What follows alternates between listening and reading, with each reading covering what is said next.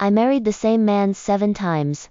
He had divorced me 7 times for his first love, just so he could spend vacations with her freely, and so she wouldn't have to deal with rumors or gossip. The first time we divorced, I tried to stop him by hurting myself. I ended up in the hospital, but he didn't even come to see me. The second time, I lowered myself to apply as his assistant at his company, just so I could see him more. By the 6th divorce, I had already learned to pack my things quietly, and leave our apartment without a fuss.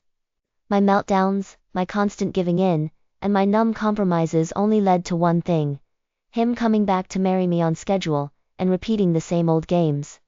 Until now. When I heard that his first love was returning to the country, I handed him the divorce papers first.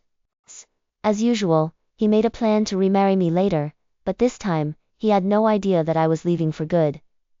Chapter 1. Larissa's back. Let's get a divorce. I handed Jeff West the divorce papers I had already signed, my face calm and unreadable. For a second his expression froze, but he quickly recovered. He then signed his name on the papers with practiced ease. It was the first time I had offered him the papers instead of the other way around. Still, just like the last 6 times, he said casually, "Once she leaves in a month, I'll remarry you." In the past, that line would never have been enough to curb my insecurity. I would make him swear an oath or sign a contract, anything to feel safe. This time, I felt nothing. I had no desire to respond at all. "Ellen, are you even listening to me?" Jeff frowned, clearly annoyed by my silence. I just nodded. Yeah, but my hands kept moving, folding clothes and packing them neatly into boxes. When Jeff said he would remarry me, he always meant it. Everyone in the business knew him as a man who kept his word. We didn't seem like a real couple anyway. We were like 2 business partners with a contract that needed renewal, signing 2 papers every once in a while, one for marriage, and the other for divorce. By now, I had signed 13 papers. I remembered him saying at our wedding that he would never betray me during our marriage. And he hadn't. After the divorce, he was free to be with anyone he wanted. The only cost was that I became the kind of person everyone in the social circle knew could be summoned or dismissed at his whim. But today, my calmness seemed to throw him off. He could vividly remember how I had behaved during our divorce in the past. I had been hysterical, even self-destructive. Now he watched me pack efficiently, faster than ever, and he looked a little unsettled. Maybe this time I should move out instead. I slammed the large suitcase shut with a thunk, cutting him off.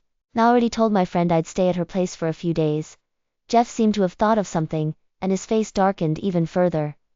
"You're not planning to sneak into my office again, are you? Pretending to be an assistant just to spy on me? Can't you do anything for yourself? Are you so lost without a man?" I understood what he was doing immediately. He just didn't want me showing up at his office, disturbing him and Larissa Osborne. After all, she was only back for a short visit. Jeff would always hire her to be his chief assistant, staying close to him at all times. Chapter 2.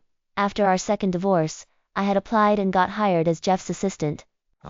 I carried his favorite caramel latte, heart racing with hope, as I pushed open the door to his office. Instead, I found him leaning back in his chair while kissing Larissa, who was sitting on his lap. I lost it. I lunged at Larissa, fists swinging, and Jeff slapped me to the floor. People had gathered outside the office, peeking in. Everyone assumed I was still the CEO's wife, so their eyes were full of judgment as they looked at Larissa. To spare her from gossip, Jeff ignored my tears, snatched my bag and dumped everything on the floor.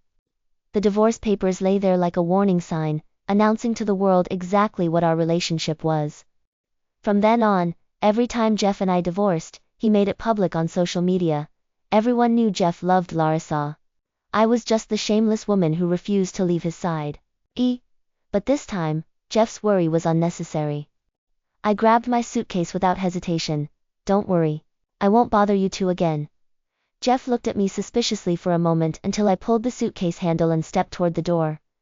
Then he reminded me a little anxiously, "We'll get remarried on the 13th next month." "Oh, forget."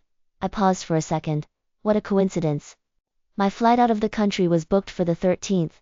After Larissa returned, Jeff didn't think about me once. This time, I stopped obsessively tracking his every move, which I'd do after every one of our divorces, waiting at every place he might appear. Instead, I spent my days enjoying myself with my best friend, Scarlett Hargraves. We were living our best life. Before I knew it, only 20 days were left until I'd leave the country. One evening, Scarlett and I were waiting for our food at a restaurant when we ran into Jeff and Larissa.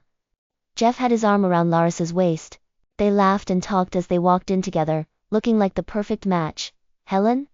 Jeff's eyes immediately locked on me. Larissa leaned close to him, draping an arm around his shoulders while smiling sweetly. Helen, what a surprise! Seeing my gaze linger on Larissa, Jeff instinctively stepped forward, putting her slightly behind him. I knew he feared I might act like I used to and lunge at Larissa without a second thought. Oh. But I didn't. I even held back Scarlett, who was itching to defend me. I smiled casually. Yeah, what a surprise. Sensing my restraint, Larissa smiled even more confidently. Sorry Helen, she said, swinging Jeff's arm and pouting. Jeff promised to reserve this place just for me. Looks like you'll have